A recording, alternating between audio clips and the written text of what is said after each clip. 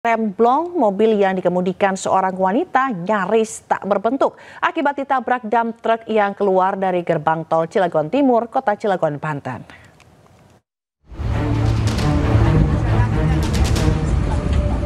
Sebuah dump truk menabrak minibus dari belakang hingga ringsek dan tersangkut di antara kendaraan lain.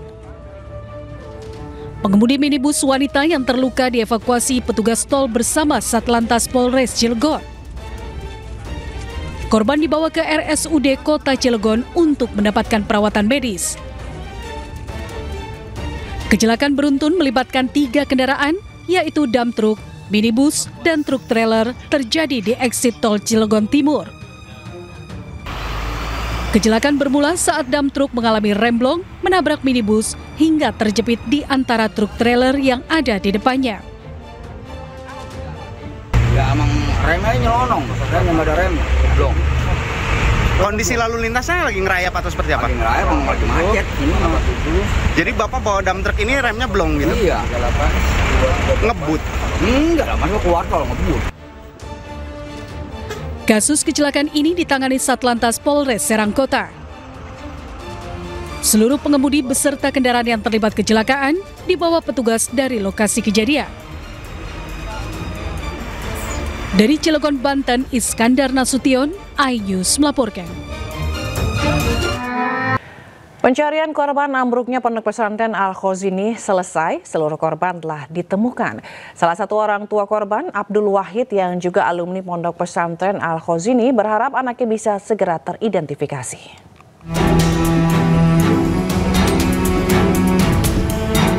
Abdul Wahid, orang tua dari Muhammad Mauludi Hasani Kamel, santri kelas 2 aliyah di Ponpes Al-Khozini, berharap anaknya segera diidentifikasi oleh petugas.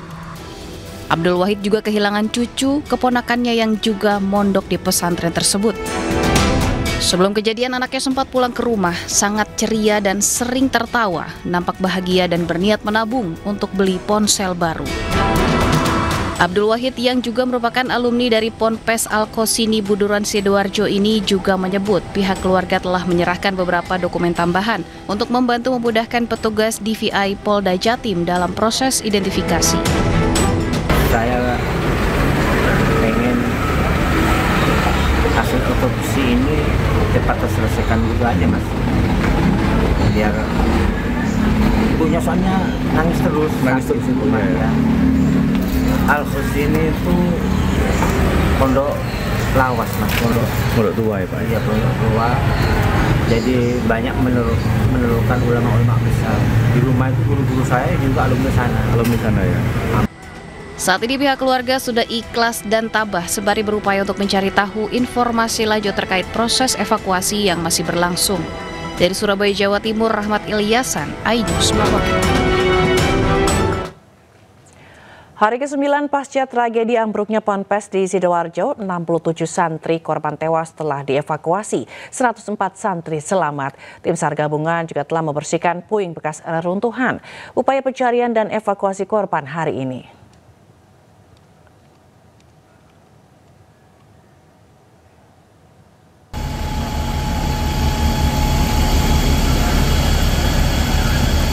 Kondisi pondok pesantren Al-Khozini di Buduran Sidoarjo Selasa pagi hanya meninggalkan sisa puing reruntuhan yang sudah rata dengan tanah. Tim SAR gabungan sudah tidak lagi lakukan pencarian dan evakuasi korban. Meski bekas ambruknya musola Ponpes Al-Khozini ini masih tampak, namun sudah tidak tampak lagi sisa bangunan yang ambruk Senin pekan lalu itu. Rencananya, upaya pencarian dan evakuasi korban akan dihentikan hari ini. Total sejak hari pertama, 67 korban meninggal dunia.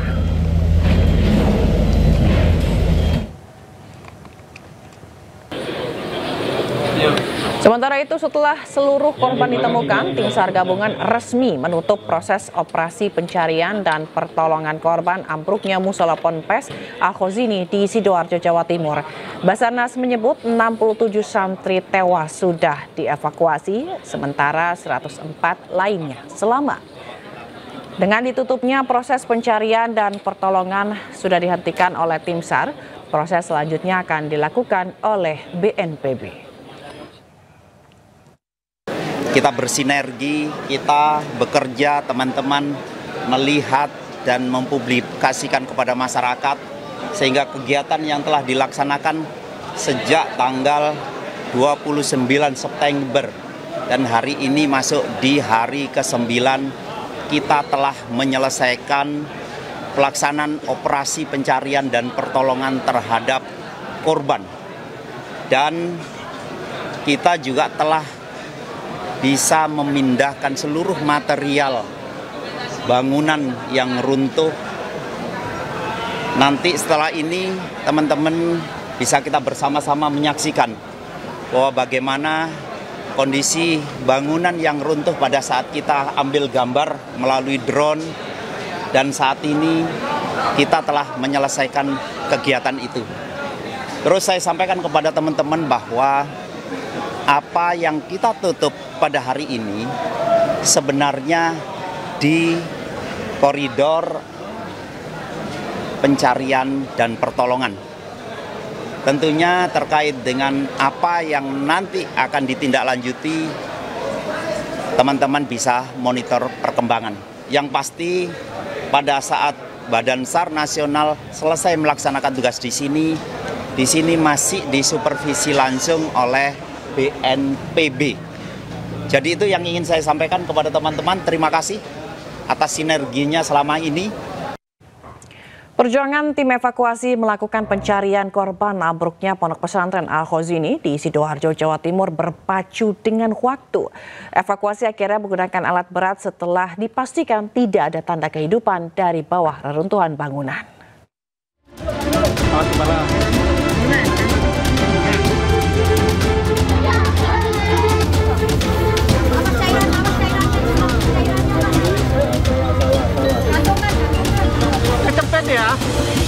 Tim berupaya melakukan evakuasi terhadap para santri yang menjadi korban robohnya gedung musola di pesantren Al-Khozini, Sidoarjo, Jawa Timur.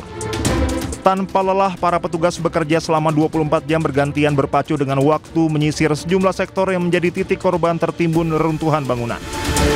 Kamu bantu tarik ini ya? Guys, ya. Tandu. Nggak ada ya, cuma perut kecepet ya. Ya di sebelah kiri, Jus ya. Iya. Haikal. Ya. Kamu yang sakit apa, Nak? Satu persatu korban yang terjebak di bawah reruntuhan berhasil dievakuasi meski dengan peralatan seadanya karena kondisi reruntuhan gedung sangat berbahaya jika menggunakan alat berat. Proses evakuasi penuh tantangan. Ratusan personel dikerahkan mengejar golden time di tengah medan sulit. Tim harus menghadapi medan reruntuhan yang sempit dan berbahaya. Meski demikian, tim evakuasi berhasil menyelamatkan sejumlah santri yang terjebak di bawah reruntuhan dengan selamat. Setelah 4 hari tim evakuasi berjibaku penuh kehati-hatian, tim memutuskan menggunakan alat berat setelah tim tidak lagi menemukan tanda-tanda kehidupan dari bawah reruntuhan gedung. Meski demikian, keputusan tersebut tidak mudah. Tim juga berkoordinasi dengan keluarga korban yang masih hilang meminta persetujuan untuk menggunakan alat berat. Setelah mengerahkan alat berat, puluhan jenazah korban yang sebagian besar berada di lantai 1 bangunan berhasil evakuasi. Namun proses pengangkatan reruntuhan gedung pun terkendala sebagian beton yang masih menempel dengan gedung di sebelahnya. Meski demikian, seluruh petugas terus berupaya tanpa lelah. Tim Liputan Anyus melaporkan. Dan untuk mengetahui kondisi terkini di Rumah Sakit Bayangkara Polda Jatim, kita bergabung dengan jurnalis iNews Rahmat Ilyasan. Selamat siang Rahmat, bagaimana proses identifikasi korban? Apakah seluruh korban ini sudah berhasil diidentifikasi? Baik, selamat siang Jila dan juga pemirsa. Saat ini saya masih berada di Rumah Sakit Bayangkara Polda Jawa Timur, di mana saat ini tim DVI Polda Jawa Timur dan juga tim DVI Mabes Polri masih melakukan identifikasi kepada jenazah-jenazah yang tiba dari Sidoarjo ke Rumah Sakit Bayangkara Polda Jawa Timur. Dari pantauan kami, bahwasanya Polda Jawa Timur menerima sekitar 59 jenazah, dan hal itu adalah 7 bagian tubuh yang juga saat ini dilakukan proses identifikasi di Polda Jawa Timur. Dari 59 tersebut, saat ini Polda Jawa Timur sudah melakukan identifikasi sebanyak 12 orang, dan total keseluruhan yang berhasil diserahkan kepada keluarga adalah 17 jenazah yang sudah berhasil dilakukan identifikasi dan juga diserahkan kepada keluarga. Tadi malam sekitar 7 jenazah juga sudah diserahkan kepada keluarganya masing-masing. Demikian, Gila. Lalu apakah data-data yang dibutuhkan oleh tim DVI untuk mengidentifikasi ini sudah semuanya dikumpulkan begitu atau masih ada keluarga yang belum mengumpulkan data?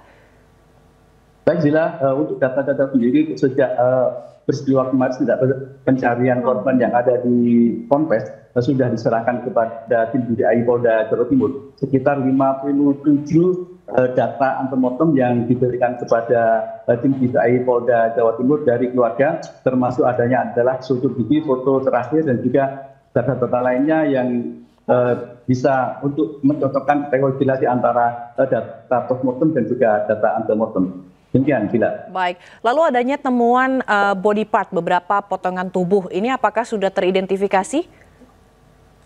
Baik, Gila, untuk body part ini kemarin adalah 8 kantong jenazah, itu salah satunya adalah body part. Jadi dari 8 kantong jenazah ini, 7 bisa diserahkan kepada 7 berhasil diidentifikasi oleh tim DVI Polda Jawa Timur, dan juga 7 jenazah ini sudah diserahkan kepada keluarga. Jadi 8 kantong jenazah ini ada 7 jenazah. Jadi beberapa satu jenazah ini, satu kantong jenazah ini adalah beberapa potongan tubuh yang diletakkan pada beberapa bagian yang di 7 kantong jenazah tersebut. Demikian, Gila. Baik, lalu ada sisa berapa jenazah lagi, Rahmat, yang belum teridentifikasi? Baik, Gila, untuk saat ini masih banyak juga, artinya data ini berubah. Kemarin juga ada pengiriman, juga ada penerimaan dari Sidoarjo, dan juga sudah diidentifikasi sekitar total masih 59 ya, yang masih ada di Rumah Sakit Bayangkara Polda Jawa Timur ini, dan juga 17 sudah berhasil dievakuasi atau berhasil diidentifikasi oleh tim DVI Polda Jawa Timur. Demikian, Gila. Baik, kita akan tunggu bagaimana perkembangan selanjutnya. Terima kasih rekan Rahmat Ilyasan melaporkan langsung dari Rumah Sakit Bayangkara Polri di Surabaya, Jawa Timur. Selamat bertugas kembali. Dan pemirsa, kita ke informasi selanjutnya di mana Polda Jawa Timur ini memastikan bahwa penegakan hukum akan berjalan terkait tragedi ambruknya Ponpes Al-Khozini. Proses hukum dilakukan setelah evakuasi seluruh korban selesai. Ambruknya musola Ponpes Al-Khozini di Sidoarjo, Jawa Timur diduga akibat adanya kegagalan struktur. Polda Jawa Timur memastikan melakukan penyelidikan dan penegakan hukum jika terbukti adanya kelalaian. Namun penyelidikan dan penegakan hukum akan berjalan setelah proses pembersihan material bangunan dan evakuasi seluruh korban selesai dilakukan. Kalau bicara penegakan hukum, sebagaimana yang sudah disampaikan oleh Bapak Kapolda, bahwa hal ini pasti akan tetap kita lakukan, ya. Namun tentu menunggu dari proses pembersihan, proses evakuasi seluruh korban ini berhasil dilakukan. Nah, informasinya tentu kami akan update, kami akan terus bersinergi terlebih dahulu dengan teman-teman yang ada di SAR gabungan, ya. Kemudian nanti bila mana sudah selesai, barulah kami akan menindaklanjuti dengan upaya penegakan. Tragedi ambruknya musola Pondok Pesantren Al-Khozini di Sidoarjo, Jawa Timur menimbulkan luka yang mendalam. Pihak keluarga yang selamat mengaku tak akan menuntut pihak pondok pesantren, bahkan usai sembuh anaknya ingin kembali mondok di tempat tersebut.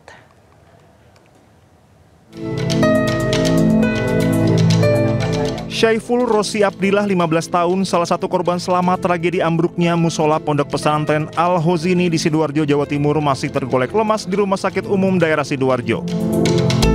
Tim dokter memutuskan mengamputasi bagian pergelangan kaki kanannya karena syaraf dan otot yang rusak. Rosi mengaku meminta kepada tim penyelamat agar mendahulukan temannya untuk dikeluarkan dari reruntuhan musola yang ambruk.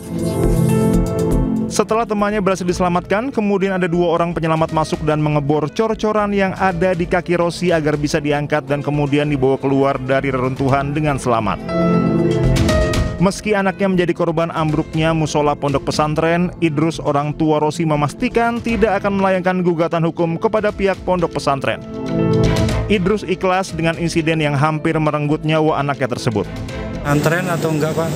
Enggak menuntut saya. Soal itu saya yakin apa yang dikatakan beliau itu adalah takdir Allah. Saya yakin seperti itu. Jadi artinya dengan musibah ini sudah ikhlas ya Pak ya? Ikhlas ya, ikhlas Pak. Idrus juga akan menuruti kehendak anaknya untuk tetap mondok di pondok pesantren jika anaknya sudah sembuh nanti. Dari Sidoarjo, Jawa Timur, Yoyo Agusta Anyus melaporkan.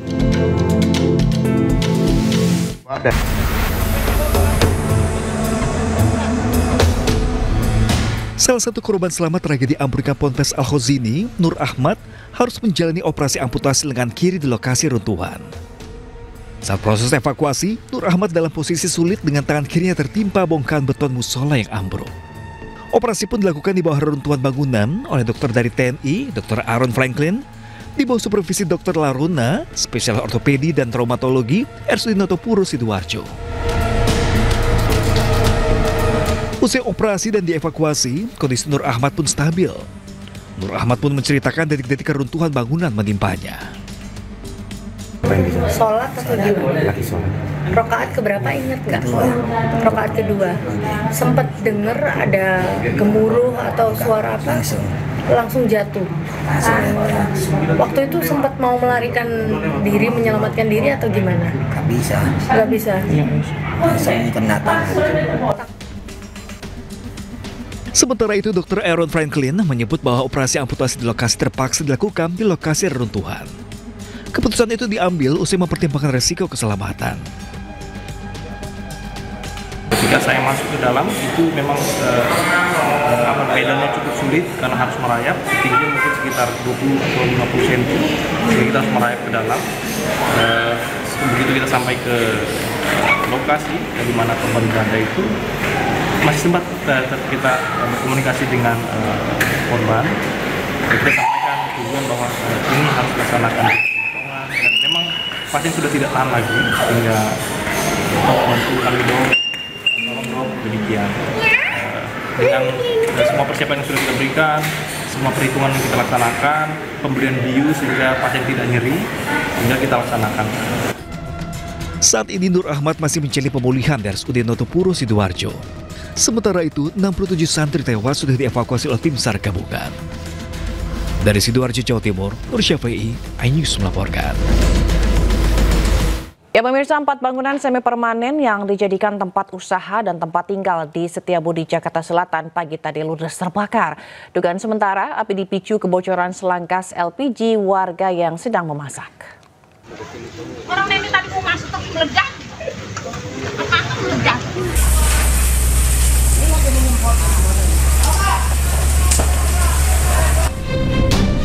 Api melalap habis 4 bangunan semi permanen yang dijadikan tempat usaha dan tempat tinggal di Jalan Karet Pedurenan, Setiabudi, Jakarta Selatan, Selasa pagi.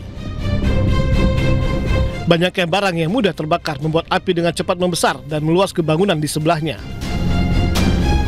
Warga dan 10 armada pemadam kebakaran diterjunkan ke lokasi berjibaku memadamkan api. Penyebab pasti kebakaran berasal dari kebocoran tabung LPG di kompor salah satu warga yang hendak memasak. Awal mula api berasal dari kebocoran tabung gas, dan oleh pemilik warungnya sudah diusahakan pemadaman, tapi dengan karung basah tapi tidak bisa, lalu dengan menggunakan apar tidak bisa, lalu api cepat membesar dan pemilik rumah langsung menghubungi pihak damkar wilayah Kecamatan Setiabudi. Tidak ada korban luka maupun jiwa dalam musibah kebakaran ini. Dari Jakarta, Helmi Sajangbati, iNews melaporkan. Asosiasi Pedagang Jembatan Penyeberangan Multiguna Tanah Abang berunjuk rasa di depan kantor pengelola JPM Jalan Jati Baru Raya, Tanah Abang, Jakarta, Senin pagi. Mereka keberatan atas tingginya harga sewa yang dibebankan.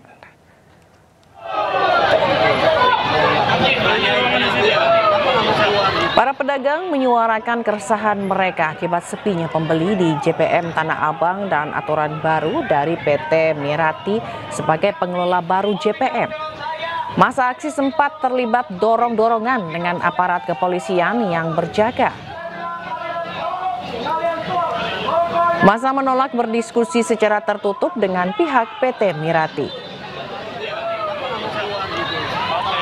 Menurut pedagang, harga sewa kios naik 2 kali lipat. Harga tersebut dinilai lebih tinggi dibandingkan sewa di Blok A hingga F. Pedagang meminta tidak membayar sewa kios Oktober ini sebagai bentuk protes dan keberatan.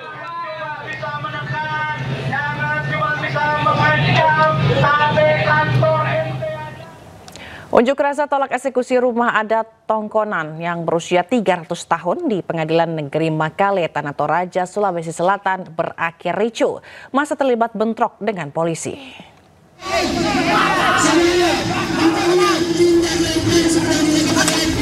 Kericuhan terjadi saat masa aksi hendak membakar keranda mayat dan ban bekas di halaman kantor Pengadilan Negeri Makale, Tanah Toraja, Sulawesi Selatan. Masa marah karena polisi merampas ban bekas yang hendak dibakar. Emosi massa kian memuncak saat pihak pengadilan menolak menemui pendemo yang sejak siang hingga sore berorasi. Massa yang menamakan diri Solidaritas Mempertahankan Identitas Adat dan Budaya Toraja menuntut agar eksekusi rumah adat Tongkonan Kapun berusia 300 tahun dibatalkan. Namun pihak pengadilan menyatakan eksekusi untuk sementara ditunda pelaksanaannya. Itu eksekusi kami tolak. Tetap menolak eksekusi? Ya, saya sampaikan tadi bahwa kalau dia paksa, pokoknya kami melawan dengan tumpahan darah. Kami semua kalau kabur bisa mati di situ. Ketua pengadilan mempertimbangkan berdasarkan masukan dari Bupati Tanah Toraja. Selain itu dari DPRD Tanah Toraja. Begitu. Kemudian adanya tawaran opsi dari pihak termohon eksekusi, dalam hal ini keluarga yang mengatasnamakan Tongkonan Kapun. Tawaran untuk bersedia mengganti rugi atau membeli tanah objek sengketa dari pemohon eksekusi. Karena massa menutup jalur lintas tengah Trans Sulawesi yang mengakibatkan kemacetan, polisi akhirnya mengambil tindakan tegas dengan membubarkan massa. Dari Tanah Toraja, Sulawesi Selatan, Jufri Tonapa, iNews melaporkan. Dan informasi lainnya pemirsa, Meta Ayu Puspitantri, istri diplomat Kemenlu Arya Daru siang ini ke Polda Metro Jaya. Keluarga Arya meminta polisi membuka kembali kasus kematian Arya serta meminta data penyelidikan termasuk hasil otopsi.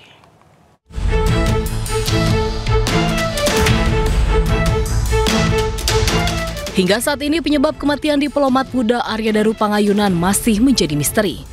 Keluarga menemukan berbagai kejanggalan dalam kematian ADP.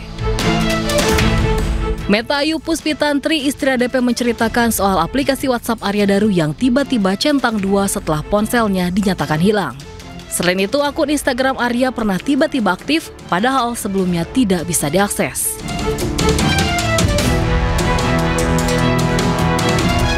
Kalau menurut polisi itu sedang diperiksa oleh penyidik.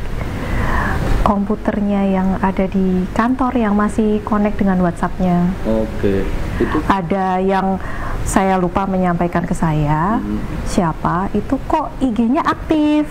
Kemudian saya coba masuk lagi, saya coba lagi, itu masih nggak bisa masuk lagi. Kemudian saya kembali ke Instagram saya, IG-nya memang aktif. Gitu. Istri Arya Daru meminta keadilan pada Presiden Prabowo dan Kapolri untuk mengusut kematian suaminya secara transparan. Kepada Bapak Presiden, kepada Bapak Kapolri dan Bapak Menlu, saya hanya bisa berharap dan memohon untuk kasus ini dapat selesai dengan baik, jujur, dan transparan. Curiga ada kejanggalan, keluarga Arya meminta polisi memberikan data hasil penyelidikan termasuk hasil olah TKP dan hasil otopsi jasad korban. Keluarga meminta polisi membuka kasus kematian Arya. Tim Liputan iNews melaporkan. Pemirsa, hari ini rencananya istri diplomat Arya Daru, Meta Ayu, akan memenuhi panggilan penyidik Polda Metro Jaya. Untuk mengetahui informasi terkini, kita akan bergabung dengan rekan Ismalia di Polda Metro Jaya. Selamat siang Ismalia, apakah pemeriksaan sudah dimulai? Ya, selamat siang Zila. Betul sekali, pada hari ini istri dari Arya Daru Pangayunan, seorang diplomat muda yang beberapa waktu ditemukan tewas di kamar kosnya, beserta kuasa hukumnya akan mendatangi Polda Metro Jaya untuk bertemu dengan penyidik. Yang sebelumnya Zila, untuk kedatangan istri dari Arya Daru ini direncanakan pada pukul 1 siang nanti. Sebelumnya juga pada hari Senin kemarin tanggal 6 Oktober 2025 dari pihak kuasa hukum Arya Daru Pangayunan ini mendatangi Polda Metro Jaya untuk bertemu dengan penyidik untuk meminta data-data formil dari hasil penyelidikan kasus kematian Arya Daru Pangayunan. Dan memang sebelumnya dari pihak kuasa hukum ini meminta data-data formil seperti olah TKP oleh Inavis, salinan autopsi luar dalam, dan juga ada bukti-bukti yang diserahkan apa saja, ini mereka ingin mengetahuinya seperti itu. Dan juga ahli-ahli yang dimintai keterangan penyidik juga mereka ingin mengetahuinya. Dan juga dari pihak kuasa hukum menyatakan bahwa dari tim Polda Metro Jaya atau penyelidik Polda Metro Jaya menyetujui akan memaparkan hasil penyelidikan kasus kematian ADP ini pada waktu yang tepat sehingga semua pihak dapat memahami betul seperti apa kasus kematian dari ADP ini. Yang sebelumnya juga dari Polda Metro Jaya ini memang masih belum menemukan bukti yang cukup kuat seperti handphone dari almarhum Arya Daru Pangayunan ini masih belum ditemukan hingga saat ini, dan dilacak juga masih belum ditemukan di mana letak terakhir handphone dari Arya Daru Pangayunan. Dan juga sebelumnya dari pihak kepolisian ini juga telah melakukan konferensi pers bahwa kematian dari ADP ini tidak melibatkan pihak manapun, dan juga dari pihak RSCM ini menyatakan bahwa adanya gangguan pertukaran oksigen pada saluran nafas yang menyebabkan Arya Daru atau almarhum ADP ini meninggal dunia. Sampai saat ini kami masih menunggu kedatangan dari istri almarhum Arya Daru Pangayunan. Setelah itu nanti kami akan update kembali kepada Zila dan juga pemirsa. Kembali ke Anda. Baik, terima kasih Ismaili atas laporan Anda langsung dari Polda Metro Jaya. Selamat bertugas kembali. Ya, pemirsa, informasi lainnya, Badan Gizi Nasional mendorong ribuan satuan pelayanan pemenuhan gizi atau dapur makan bergizi gratis di Jawa Barat untuk segera memiliki sertifikat layak higien dan sanitasi atau SLHS. Selain itu, Lemhanas juga akan melaporkan evaluasi MBG kepada Presiden Prabowo.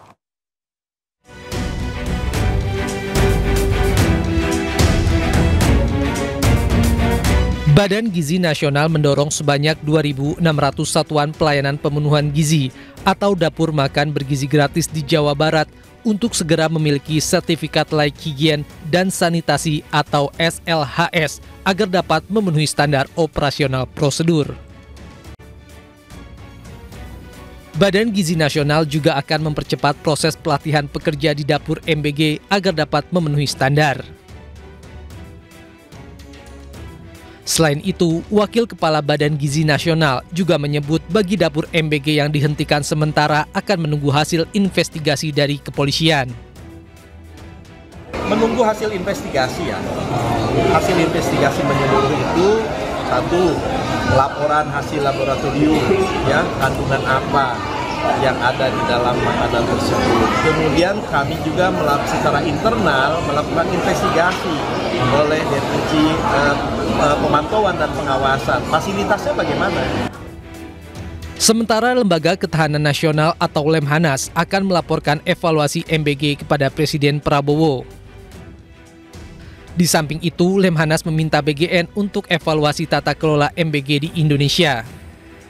Pada titik-titik apa yang membuat ya terjadinya dampak akibat dari tata kelola yang tidak baik. Saya kira pemerintah ya dalam hal ini BGN terus membuka diri untuk melakukan evaluasi terhadap tata kelola dari MBG tersebut, dan saya kira nanti akan ada revisi terhadap pelaksanaan dari MBG tersebut dengan melibatkan berbagai pihak. Banyaknya dapur MBG yang tidak sesuai standar membuat Badan Gizi Nasional mengevaluasi seluruh aturan. Hingga dapur MBG diminta memperketat aturan dalam memproduksi menu MBG. Dari Bandung, Jawa Barat, Ervan David, iNews melaporkan. Pemirsa, fenomena hujan es sebesar bola pingpong menggegerkan warga hingga menyebabkan kerusakan atap rumah warga di Sukabumi, Jawa Barat. Sementara di Jember, Jawa Timur, angin kencang menumpangkan pohon dan menimpa truk yang tengah melaju. Allahu Akbar, Allahu Akbar, Allahu Akbar.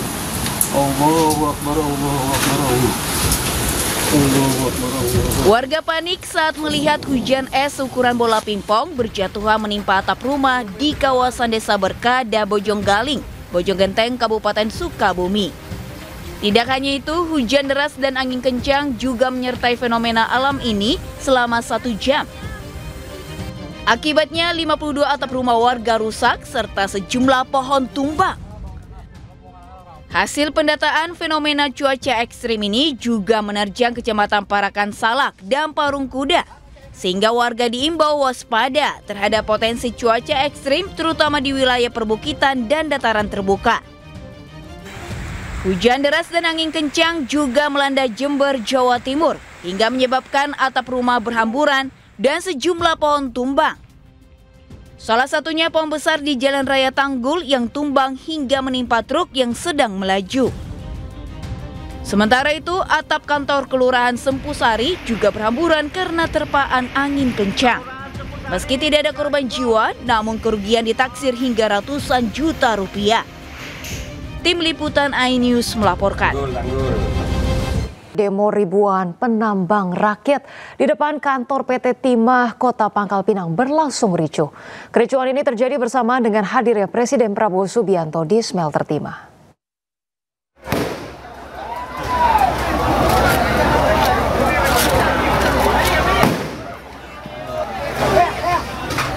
Ribuan demonstran yang tergabung dalam aliansi Tambang Rakyat Bersatu langsung berhamburan saat petugas penembakan meriam air.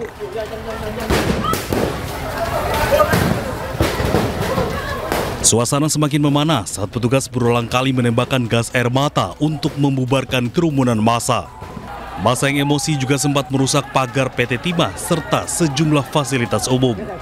Dalam insiden ini, seorang peserta aksi dilaporkan mengalami luka di kepala akibat terkena lemparan batu. Sebelumnya, massa menyampaikan aspirasi di depan kantor pusat PT Timah di Pangkal Pinang, menuntut agar harga timah dari penambang rakyat dinaikkan, bubarkan Satgas Timah, membebaskan kolektor membeli timah penambang rakyat, dan kembalikan IUP PT Timah ke rakyat. Menanggapi aksi ini, PT Timah akhirnya menyetujui sebagian poin tuntut pendemo dan berjanji akan segera merealisasikan tuntutan tersebut. Intinya kami sudah setuju, tapi detailnya bagaimana itu yang kami belum tahu. Ya, kami setuju 300.000 per kilo. Usai berdiskusi, massa akhirnya membubarkan diri untuk kembali ke kediaman masing-masing. Dari Pangkal Pinang, Bangka Belitung, Haryanto, iNews melaporkan. Pemirsa, Presiden Prabowo Subianto meninjau aset rampasan negara hasil kasus tambang ilegal di Kota Pangkal Pinang, Bangka Belitung. Prabowo menegaskan komitmen membasmi tambang ilegal yang merugikan negara.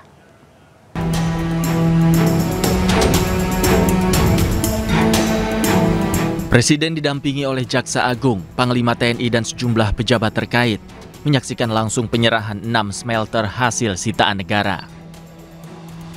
6 smelter tersebut merupakan bagian dari penindakan hukum terhadap perusahaan swasta yang melakukan pertambangan tanpa izin di kawasan PT Timah. Prabowo menyebut nilai aset yang berhasil disita mencapai sekitar 6 hingga 7 triliun rupiah. Tadi bersama-sama kita menyaksikan penyerahan rampasan negara dari perusahaan swasta yang melaksanakan pelanggaran hukum, ya, illegal mining, tambang tanpa izin di kawasan PT Timah,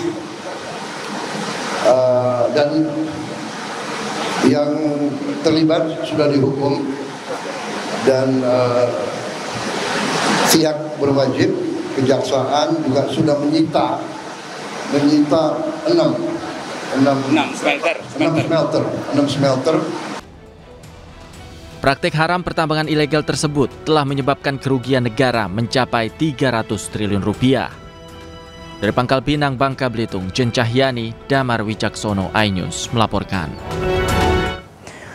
Pemirsa, penetapan tersangka Adik Yusuf Kalla disampaikan Kepala Koordinator Pemberantasan Tindak Pidana Korupsi Polri, Irjen Cahyono Wibowo. Polisi juga tetapkan Dirut PLN periode 2008-2009 Fahmi Mohtar FM sebagai tersangka. Dua tersangka lain dari pihak swasta yakni RR dan HYL.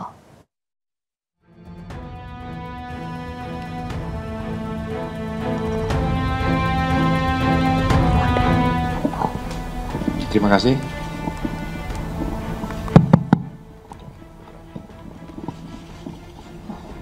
Terima kasih. Assalamualaikum warahmatullahi wabarakatuh.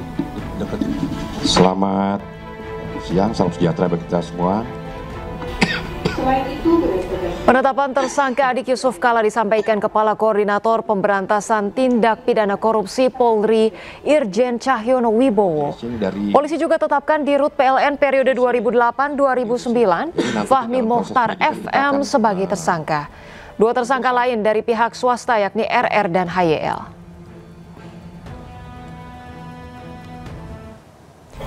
Yang pertama ini tersangka FM. Artinya di sini yang bersangkutan dia sebagai beliau sebagai direktur PLN saat itu. Terus kemudian dari pihak swastanya ini ada tersangka HK, kemudian ada tersangka RR dan juga.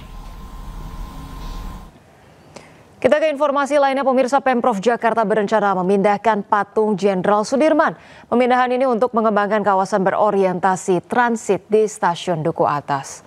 Patung Jenderal Sudirman akan dipindahkan ke lokasi baru yang dinilai lebih strategis karena adanya pengembangan kawasan berorientasi transit atau Transit Oriented Development atau TOD Duku Atas. Gubernur Jakarta Pramono Anung menyebut pemindahan patung Jenderal Sudirman sebagai bentuk penghormatan. Nantinya keberadaan patung akan dibuat lebih menonjol agar lebih mudah dilihat publik. Kementerian Perhubungan bersama pemerintah Provinsi Jakarta juga menggabungkan Stasiun Karet dan Stasiun Sudirman baru. Tujuannya untuk mengembangkan kawasan integrasi antar moda di kawasan Duku Atas. Kawasan berorientasi transit atau TOD Duku Atas nantinya akan menghubungkan 4 moda transportasi berbasis kereta secara terpadu, yakni MRT, LRT, KRL, dan kereta bandara.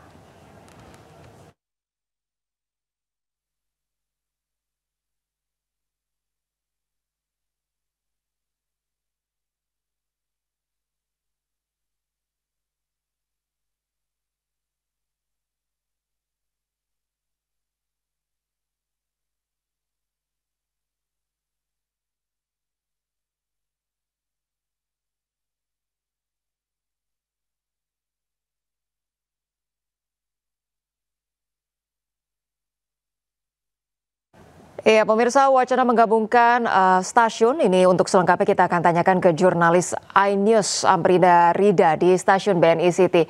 Baik, Amrina, dapatkah Anda berikan update kami informasi terkini di sana? Silahkan, Amrina.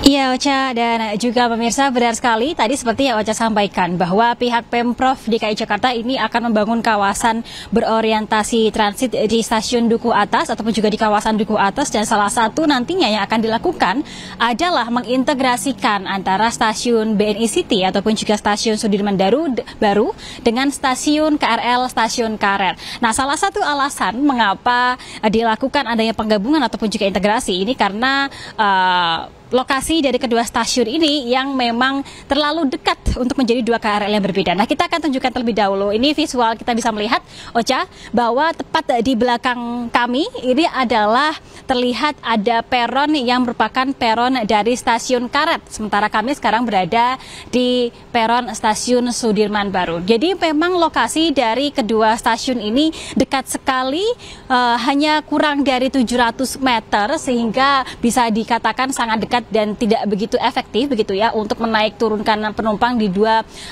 stasiun yang berbeda. Selain itu, alasan lain mengapa nantinya stasiun Karet ini akan dilebur ataupun juga diintegrasikan menjadi satu dengan stasiun Sudirman Baru ini adalah karena stasiun Karet diketahui terlalu kecil areanya untuk bisa menampung penumpang yang padat di jam-jam rush hour, sehingga nantinya stasiun Karet akan digabungkan dengan stasiun Sudirman Baru ataupun juga stasiun BNI City ini. Nah, pertanyaannya adalah, Ocha, apakah nantinya stasiun Karet akan ditutup atau tidak? Nah, ternyata jawaban dari pihak Kementerian Perhubungan ini menjawab bahwa nantinya stasiun Karet tidak akan ditutup sepenuhnya. Nah, nanti stasiun Karet masih tetap akan dibuka, masih akan ada akses masuk, sehingga masyarakat yang biasanya mereka naik turun di stasiun Karet, mereka tetap bisa masuk dari stasiun Karet dan nanti bisa berjalan di stasiun Sudirman Baru. Nah, nantinya untuk bisa menjadi salah satu fasilitas begitu akan dibangun adanya koridor penghubung, karena kalau kita lihat sekarang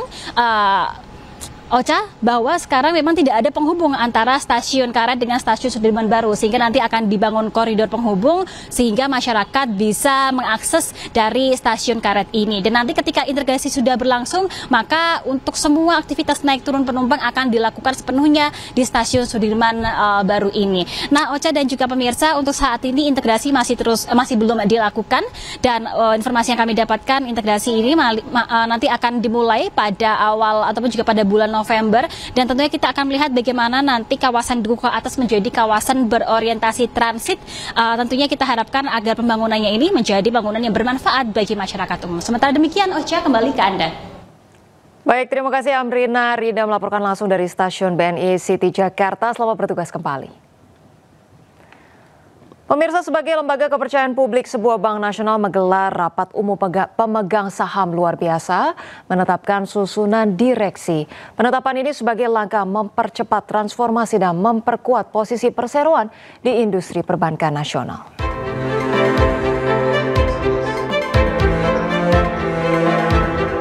Rapat umum pemegang saham luar biasa atau RUPSLB sukses digelar Bank KB Indonesia dan menyetujui pengangkatan Widodo Suryadi sebagai Direktur Perseroan sebagai bagian dari strategi penguatan fokus perseroan dalam menjaga momentum positif pertumbuhan bisnis. Langkah ini pun sejalan dengan langkah perseroan yang sudah menyiapkan 5 pilar bisnis perseroan. Di antaranya menaikkan bisnis bank, memperkuat tata kelola, hingga pengembangan sumber daya manusia. Melalui sejumlah pilar tersebut, KB Bank optimis dapat memperkuat kinerja perseroan dan membantu perekonomian nasional. Kami ingin menjadi mitra terpercaya bagi stakeholder. Siapa itu stakeholder? Banyak sekali stakeholder. Satu, sudah tentu nasabah. Kedua, regulator. Ketiga, pemegang saham. Keempat juga yang paling penting adalah juga karyawan. Jadi untuk semua stakeholder kita ingin menjadi mitra yang dipercaya dan terpercaya. Hingga triwulan kedua tahun 2025, KB Bank berhasil menyalurkan kredit sebesar 43,202 triliun dibandingkan tahun sebelumnya 41,522 triliun. Pertumbuhan ini mencerminkan kinerja kredit yang solid seiring implementasi strategi transformasi bisnis yang konsisten. Dari Jakarta, Adi Firmansyah, iNews melaporkan. Pemirsa, siswa dan guru di sebuah sekolah dasar di Bogor, Jawa Barat bisa belajar dengan nyaman setelah sebelumnya kondisi sekolah mereka sangat memprihatinkan. Pemerintah memberi bantuan kepada lebih dari 13.000 sekolah untuk memperbaiki gedung sekolah.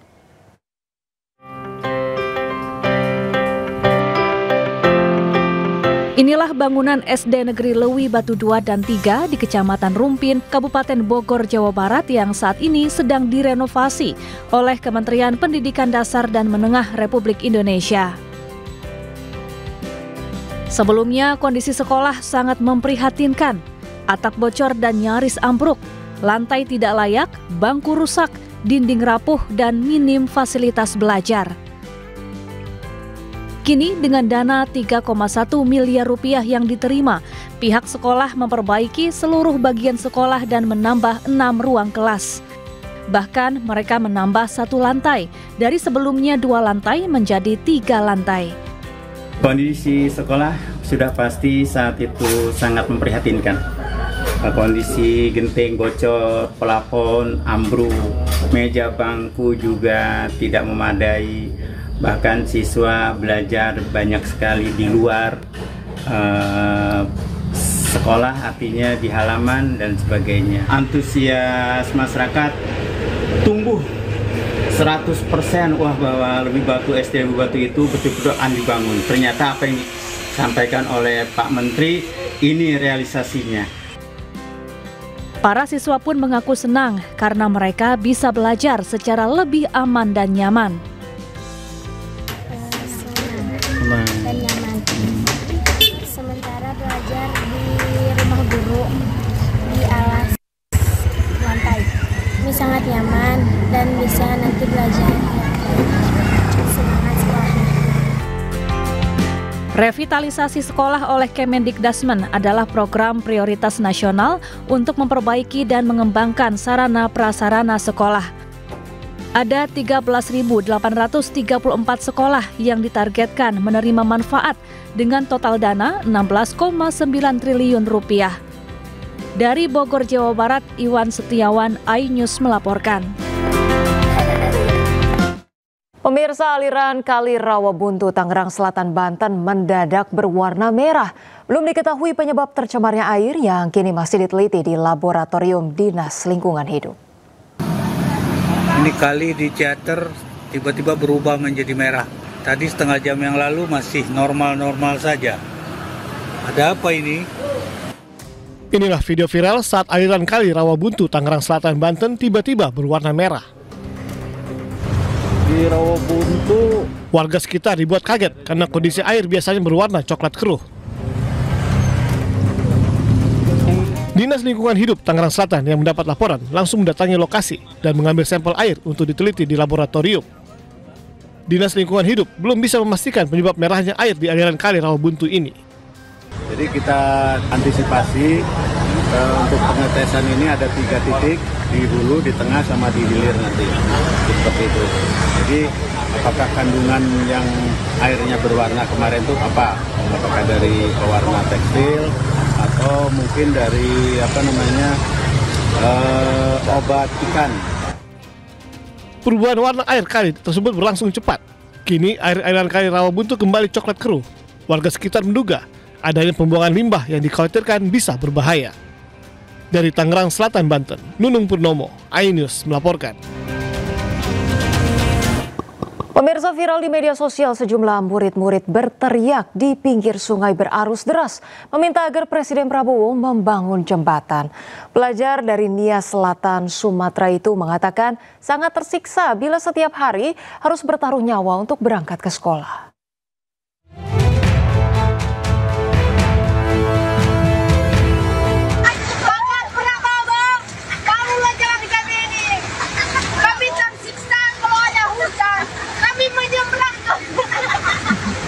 Murid yang diduga berasal dari Desa Sifalago, Kabupaten Nia Selatan, Sumatera Utara menjadi potret pilu kehidupan pelajar di daerah tertinggal, terdepan, terluar atau 3T. Tidak seperti teman-teman mereka di kota besar, mereka harus bertaruh nyawa menerjang derasnya arus sungai agar bisa sampai di sekolah. Minimnya infrastruktur jalan atau jembatan layak hingga keterbatasan akses teknologi informasi turut menggerus kualitas pendidikan hidup di daerah 3T.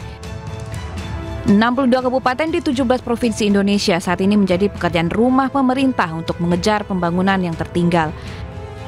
Tidak mudah, namun pemerataan pembangunan hingga ke pelosok negeri ini harus diwujudkan untuk akses pendidikan hingga kesehatan warga. Meski tidak ada dana khusus pembangunan bagi daerah 3T, pemerintah memberikan perhatian melalui kucuran dana di sejumlah program yang bernilai puluhan triliun rupiah. Di antaranya lewat dana desa hingga dana pembangunan infrastruktur seperti jalan serta jembatan. Pembangunan daerah 3T bukan sekedar membuat jembatan atau mengaliri listrik, tetapi juga memberi kesempatan bagi generasi penerus agar bisa belajar dan meraih mimpi mereka. Memberikan akses layak di daerah terpencil juga akan membuka dunia yang luas. Tim Liputan iNews melaporkan. Pemirsa, seekor macan tutul masuk ke kamar hotel di kawasan Sukasari, Kota Bandung, Jawa Barat. BKSDA Jabar belum bisa memastikan apakah macan tutul tersebut merupakan macan yang lepas dari Lembang Park Zoo beberapa pekan lalu.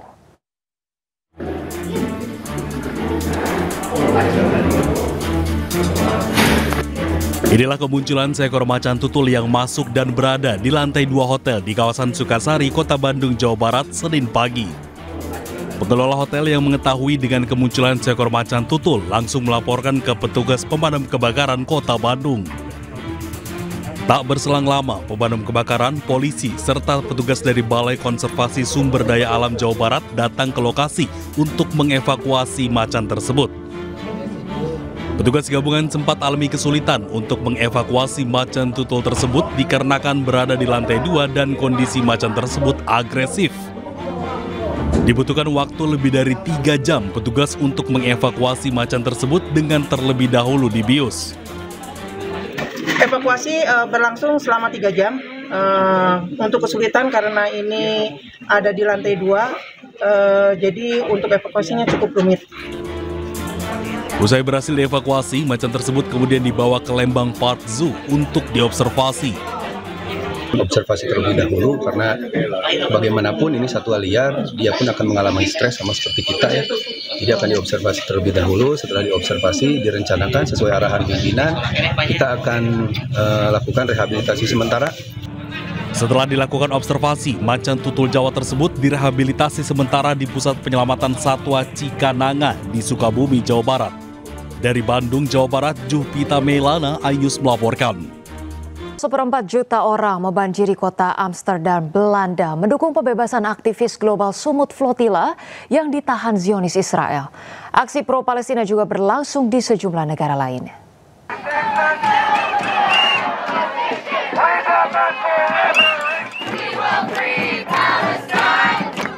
Ratusan orang membanjiri jalan di depan Gedung Putih, Washington DC, Amerika Serikat. Mereka menggelar aksi protes terhadap dukungan politik dan dana pemerintah Amerika Serikat terhadap aksi genosida Israel di Gaza. Para aktivis ini juga mendukung aksi menembus blokade Laut Gaza yang dilakukan armada global Sumut Flotilla.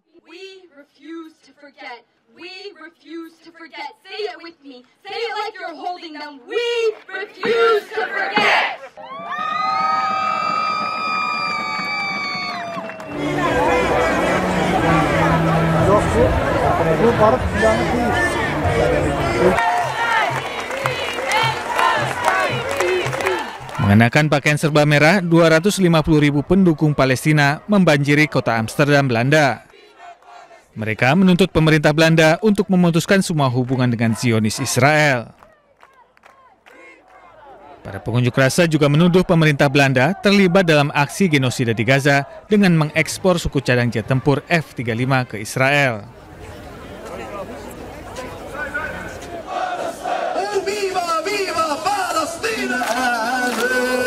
Ribuan warga berkumpul di Rabat, Maroko untuk memperingati 2 tahun genosida di Gaza, Palestina. Aksi unjuk rasa ini diselenggarakan oleh Front Maroko untuk mendukung Palestina dan menentang normalisasi dengan Zionis Israel. Demonstrasi tersebut menarik partisipasi dari berbagai organisasi politik, hak asasi manusia, dan serikat pekerja.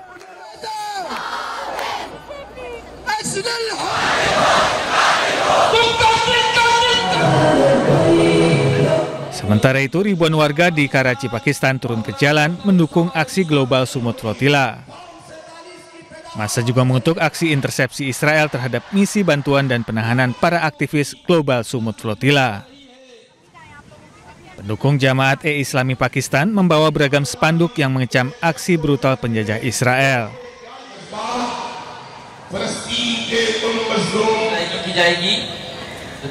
Pemirsa, aktivis asal Swedia Greta Thunberg menyampaikan pidato heroiknya saat tiba di Yunani. Sementara itu 21 aktivis lainnya tiba di Bandara Madrid, Spanyol.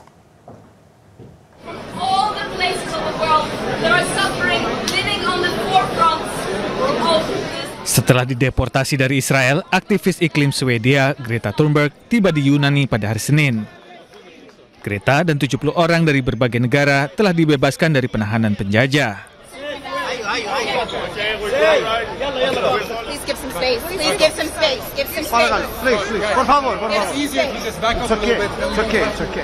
Sebelumnya 450 aktivis, anggota parlemen dan pengacara diculik dari atas kapal global Sumut Flotilla yang tengah berusaha membuka blokade jalur Laut Gaza.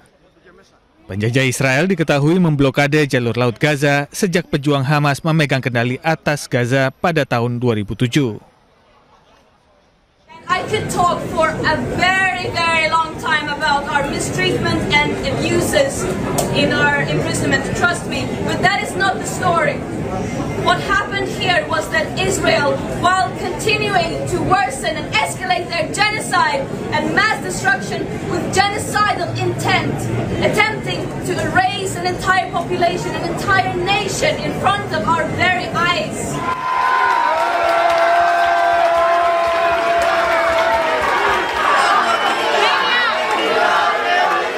Sementara itu, 21 aktivis Armada Global Sumut Flotilla yang dideportasi dari Israel tiba di Madrid, Spanyol pada hari Minggu.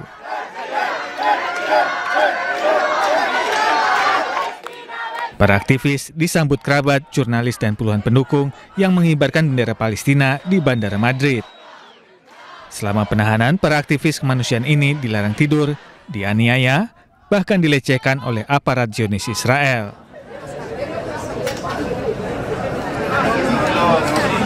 Pemirsa, jelang lawan Arab Saudi dalam lanjutan kualifikasi Piala Dunia, pemain timnas Indonesia berusaha melewati jalur langit dengan menjalani umroh di Tanah Suci Mekah.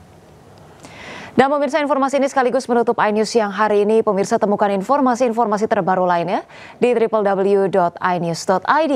Dan cuplikan tayangan berita iNews dapat Anda saksikan di kanal YouTube @officialinews. Selanjutnya pemirsa, Anda akan menyaksikan Pemimpin Rakyat bersama dengan Syafaati Suryo. Pemirsa, update informasi terbaru Anda dengan berita-berita aktual juga hangat dan sejukkan dulu dengan air mineral yang murni dan alami. Saya Rosalyn Chu pamit undur diri, selamat beraktivitas. Terima kasih dan sampai jumpa.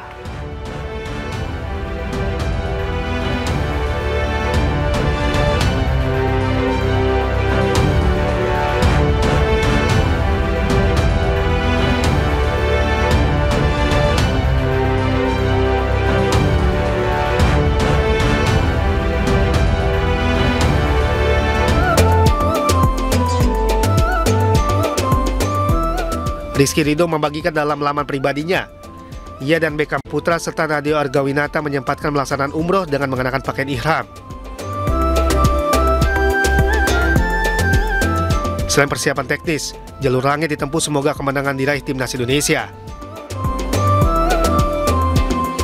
Menghadapi tuan rumah Arab Saudi Rabu mendatang, timnas nantinya juga akan menghadapi Irak pada 11 Oktober di Stadion King Abdullah Sport City. Diharapkan dalam dua laga ini, timnas bisa meraih kemenangan.